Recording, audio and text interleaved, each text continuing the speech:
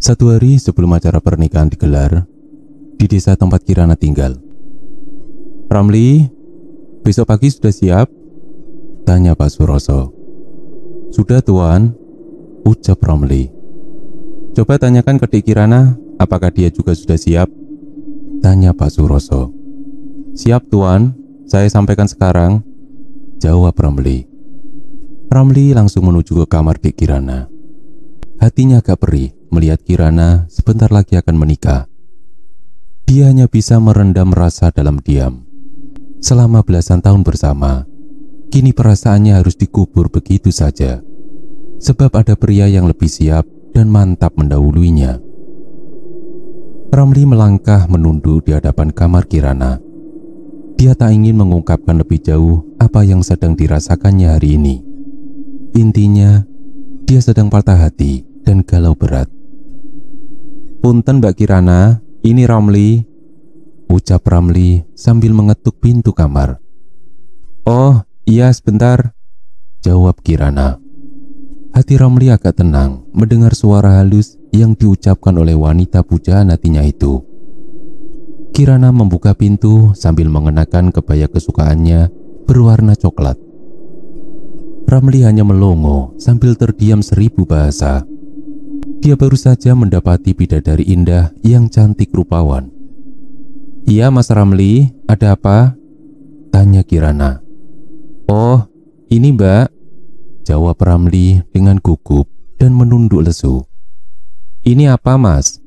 tanya Kirana. "Kata Bapak, persiapan Mbak sudah siap belum untuk besok pagi?" tanya Ramli.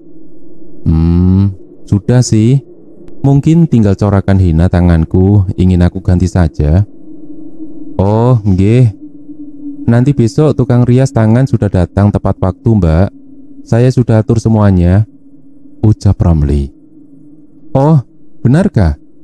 tanya Kirana. "Nggih, Mbak. Semua sudah saya atur," ucap Ramli. "Terima kasih banyak, Mas," jawab Kirana sambil tersenyum. Ramli izin pamit dari hadapan Kirana. Wajahnya agak sumringah manakala wanita yang dicintainya membalas sapaan hangatnya dengan senyuman manis. Dalam pandangan Sabto, "Besok adalah hari di mana kamu akan menemui kehidupan sebenarnya. Ingat pesanku Sabto, kau adalah putra Bapak yang terhormat. Jadilah manusia yang memiliki rasa tanggung jawab," pesan Pak Mulyo. "Iya Pak," ucap Sabto. "Kebahagiaan yang hakiki bisa didapatkan ketika kamu mampu mencintai orang yang membuatmu nyaman. Semua orang pasti ingin merasakan cinta, namun tentang kenyamanan tidak bisa diperjualbelikan," ucap Pak Mulyo. Sabto heran, mengapa bapaknya lebih paham mengenai kisah cinta seseorang dibanding dengan kisah cintanya sendiri. Mungkin ada seseorang yang menceritakan kisah cintanya kepada bapak sehingga menjadikan pengalaman terbaik untuk bapak ketika anaknya kelak akan menikah dan memperjuangkan cintanya nanti. "Mengapa bapak tahu tentang cinta?" Sabto mulai penasaran dengan ungkapan-ungkapan cinta yang dikatakan oleh bapaknya, Pak Mulyo.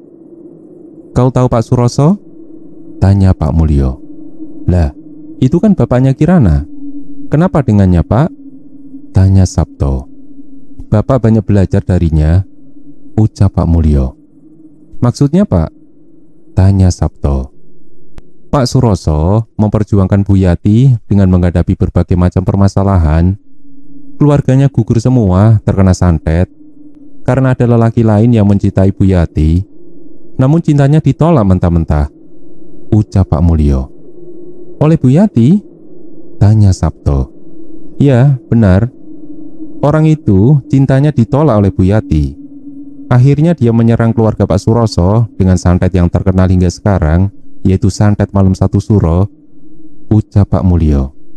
Sabto baru tahu, ternyata semua orang memiliki masa lalu cinta yang benar-benar membutuhkan perjuangan.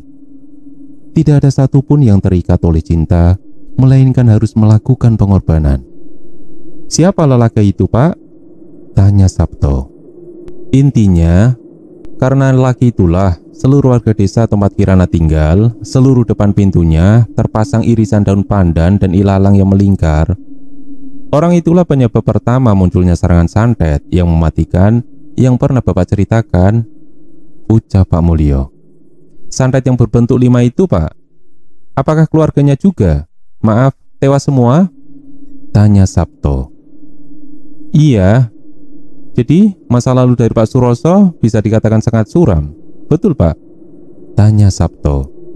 Semua masa lalu memiliki nilainya masing-masing, tergantung bagaimana ia menyikapinya. Makanya kita harus menjadi orang yang legowo, senajan urip ora penak. Memang benar, jika kita ingin meminta nasihat, mintalah kepada yang lebih tua, walaupun dia bodoh. Namun dia paham arti dari pengalaman kehidupan.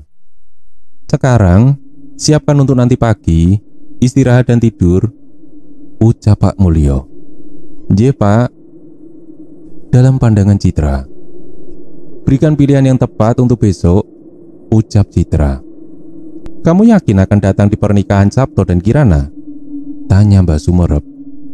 "Harus."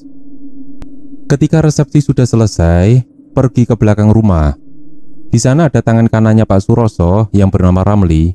"Serahkan ini," ucap Mbak Sumerep sambil memberikan segelas air yang berwadah potongan bambu bertutup plastik putih dengan jumlah karet pengikat 2 biji.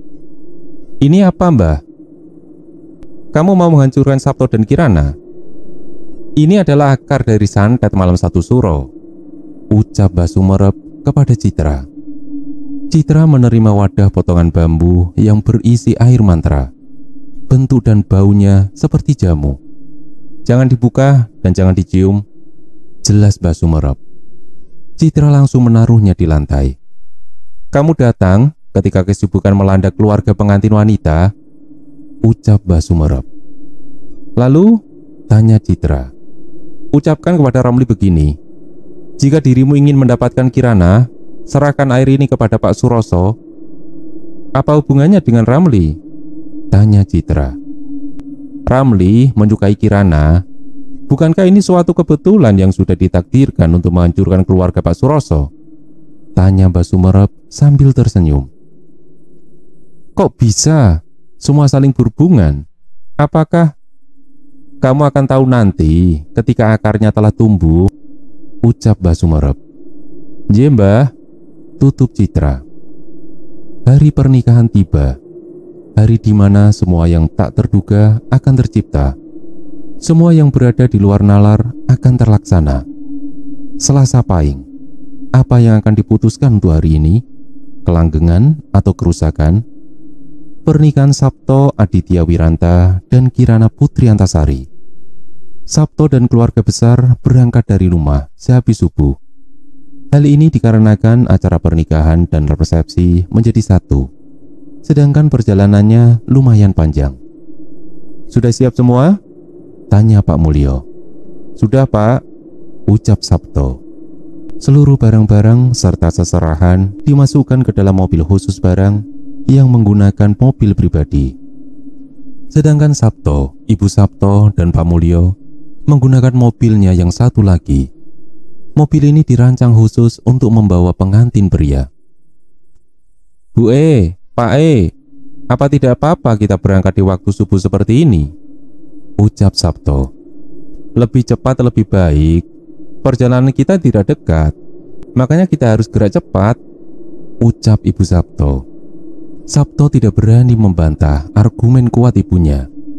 Kini mobil yang membawa Sabto siap berangkat menuju ke rumah Kirana, calon istrinya. Dalam pandangan Citra, Citra menyisiri rambutnya di hadapan cermin kesayangannya. "Sabto, apa peduli terhadapmu? Apa yang harus aku dapatkan ketika cinta ini terus-menerus mengiris air mata dan hatiku? Apakah kamu siap dengan janjiku beberapa bulan yang lalu?" ucap Citra. "Sabto, aku benar-benar datang dari pernikahanmu, bukan sebagai tamu, juga bukan sebagai penyembuh laraku. Namun aku datang sebagai ancaman masa depanmu dengan sahabatku sendiri, Kirana Putri Antasari," ucap Citra sambil tersenyum. Citra menggunakan dress hitam lengkap dengan hijabnya yang berwarna hitam polos serta kacamatanya juga yang berwarna hitam. Semua bernuansa hitam, mengartikan nuansa duka, mengartikan nuansa lara. "Aku siap datang," ucap Citra. Dalam pandangan Kirana, "Ramli, bagaimana?" tanya Pak Suroso. "Sudah siap semua," ucap Ramli. "Tinggal menunggu pengantin laki-laki. Kuharap semua berjalan dengan aman," ucap Pak Suroso. Dalam pandangan Sabto, mobil yang dikemudikan Sabto dan keluarganya telah masuk ke dalam desa Kirana. Sabto mempersiapkan diri untuk menyambut kehidupan barunya dengan siap dan mantap. "Awas, kucing ireng!" teriak Sabto dari jok belakang. Mobil yang ditumpangi oleh Sabto ngerem mendadak. Seluruh penumpang di dalamnya terombang-ambing tak karuan. "Astagfirullah!" teriak Ibu Sabto. "Ada apa, Man?" tanya Pak Mulyo kepada Maman. Tiba-tiba seorang wanita menghampiri kucing hitam yang diyakini miliknya. "Ada seorang wanita bersama kucing hitam di tengah jalan, Pak," ucap Maman. "Seorang wanita?" tanya Pak Mulyo. "Nggih, Pak." Sabto segera bangkit dan memandangi wanita menggunakan dress hitam lengkap dengan hijab dan kacamata hitamnya. Wanita itu tersenyum kepada Sabto seperti mengenal diri Sabto. "Siapa perempuan itu, Mas?" tanya Sabto. "Tidak tahu, Mas," ucap Maman. "Citra kah?" ucap Sabto.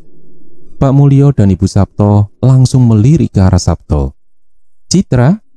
tanya Ibu Sabto. "Iya, Bu, aku yakin dia itu Citra," ucap Sabto. Wanita bertudung hitam itu langsung pergi dan menghilang tepat di pepohonan rindang di sekeliling jalan desa. "Bu, itu Citra. Aku yakin itu Citra," teriak Sabto. "Kamu kenapa, Nang? Ada apa dengan Citra?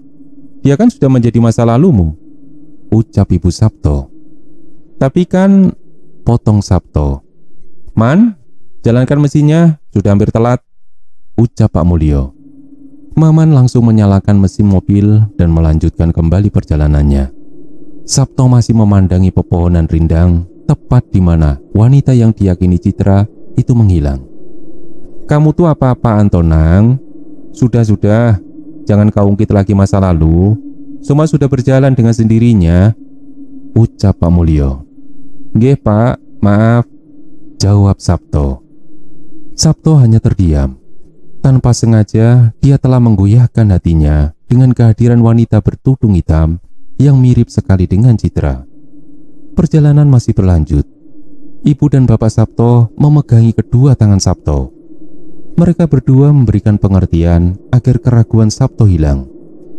Dalam pandangan Citra, "Hampir saja Sabto menghampiriku. Aku harus bergegas sampai ke tempat Kirana. Aku yakin acara akan dimulai," ucap Citra sambil melepaskan kucingnya sebagai alat keraguan Sabto. Dalam pandangan Kirana, "Kok lama sekali ya, Pak, Mas Sabto datang ke sini?" ucap Kirana pada Pak Suroso. "Mungkin ada kendala di jalan, Nak. Kamu siap-siap saja. Penghulu sudah datang," jawab Pak Suroso. "Nggih, Pak, 15 menit kemudian, rombongan pengantin laki-laki mendatangi lokasi. Seluruh warga menyambut gembira kedatangan Sabto dan keluarga. "Ramai banget, Pak," ucap Sabto. "Begitulah pernikahan, semua tampak berbahagia," ucap Pak Mulyo. "Ramli, rombongan pengantin laki-laki sudah datang. Tolong sambut mereka," ucap Pak Suroso. "Nggih, Tuan, siap," ucap Ramli. Ramli bergerak menuju rombongan Sabto untuk menyambut. Seluruh keluarga Pak Suroso telah siap untuk menyaksikan pernikahan Sabto dan Kirana. "Monggo, Pak, Pak Suroso sudah menunggu," senyum Ramli terhadap Sabto dan keluarga. "Terima kasih, Mas," ucap Sabto. Sabto dan keluarga diiring-iringi menggunakan rebana dan lantunan sholawat. Warga yang lainnya menaburkan bunga di hadapan Sabto. Hari itu, hari yang sangat berbahagia bagi Sabto dan keluarga besar. Sebentar lagi acara inti akan dimulai. "Assalamualaikum, Pak Suroso," ucap Pak Mulyo sebagai perwakilan dari keluarga. Waalaikumsalam. Silakan masuk, ucap Pak Suroso. Sabto langsung dihadapkan oleh penghulu dan duduk berhadapan dengannya. Bagaimana? Langsung saja, ucap penghulu. Dek Kirana di mana, Pak? Tanya Sabto. Dek Kirana sedari tadi menunggu kehadiranmu, nak. Dia sedang menantikan ijab kabulmu. Segerakan saja, ucap Pak Suroso. Ijab kabul pun dimulai. Kedua tangan Sabto bergetar hebat. Sepertinya nyalinya harus kuat untuk mengucapkan ijab kabul. Saya terima nikahnya Kirana Putri Antasari binti Suroso dengan mas kawin seperangkat alat sholat dibayar tunai, jawab Sabto dengan lantang. Bagaimana? Sah? Tanya penghulu. Sah, ucap seluruh hadirin. Alhamdulillah. Al-Fatihah. Sabto merasa lega dengan berlangsungnya acara ijab kabul. Kirana menangis terharu dari kamar. Tanggung jawabnya telah sepenuhnya ditanggung oleh suami barunya, Sabto. Alhamdulillah, kamu telah resmi menjadi suami Kirana. Selamat, nak, ucap Pak Suroso. Terima kasih, Pak jawab Sabto. Kirana pun keluar dari kamarnya dengan menggunakan baju pengantin lengkap dengan sanggul rambutnya yang berhias bunga melati. Kedua tangannya bercorak hina berwarna putih sebagai perlambang kesucian. Dek Kirana, ucap Sabto. Nggih, Mas, jawab Kirana. Mereka berdua tersipu malu. Beberapa hari dipertemukan, kini sudah menjadi pasangan suami istri. Kirana mencium tangan kanan Sabto sebagai lambang telah sahnya mereka berdua sebagai pasangan suami istri. Dari luaran, Ramli menggenggam kedua tangannya.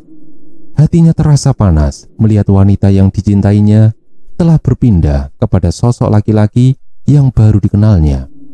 Ramli menuju ke belakang rumah untuk menenangkan dirinya.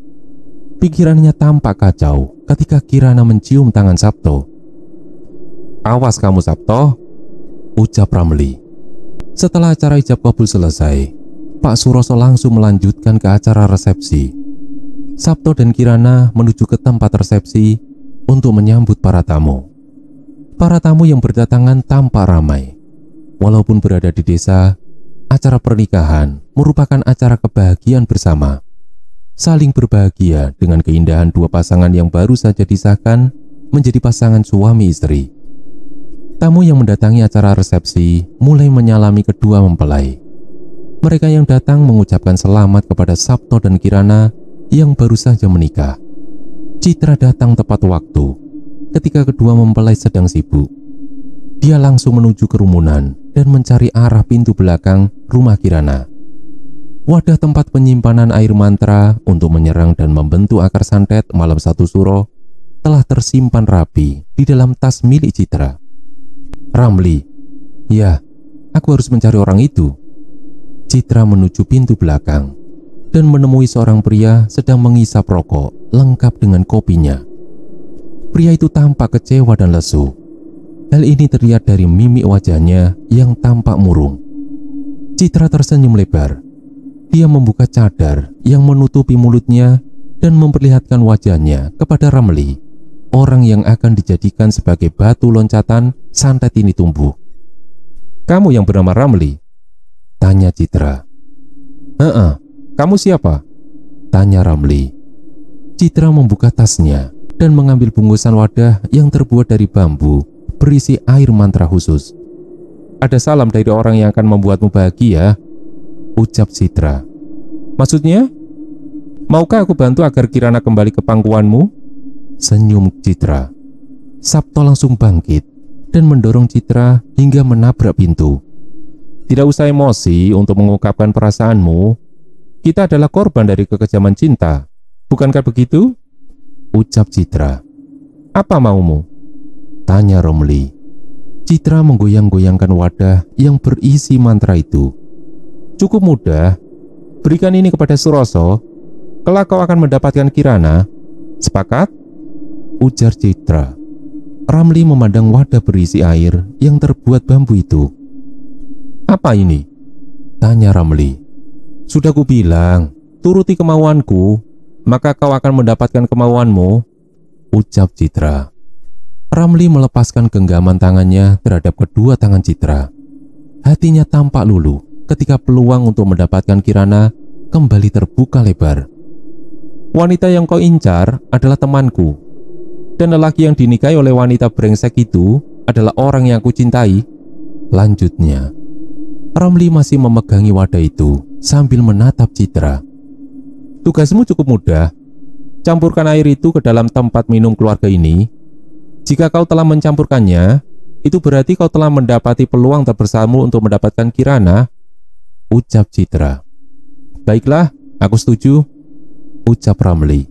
Hahaha, memang mudah memperdaya laki-laki ketika pikirannya sedang gila cinta. Baiklah Ramli, kita sekarang adalah teman. Lakukan tugasmu dengan baik, ucap Citra. Citra bergegas meninggalkan Ramli. Dia menuju ke acara resepsi untuk memberikan selamat kepada temannya, Kirana. Tunggu, kapan aku mencampurkan air ini? Tanya Ramli. Setelah resepsi selesai, ucap Citra. Ramli masih memandangi wadah aneh itu dengan tatapan kosong. Di dalam pikirannya hanyalah satu, ambisi untuk mendapatkan tubuh Kirana dari cengkeraman Sabto. Aku datang Kirana, tunggu saja nanti Sabto. Aku akan membuatmu menyesal, ucap Ramli. Ramli tampak puas dengan ajakan Citra. Dirinya kembali bersemangat untuk mendapatkan ambisinya yang telah direbut dulu oleh orang yang tidak dikenalnya.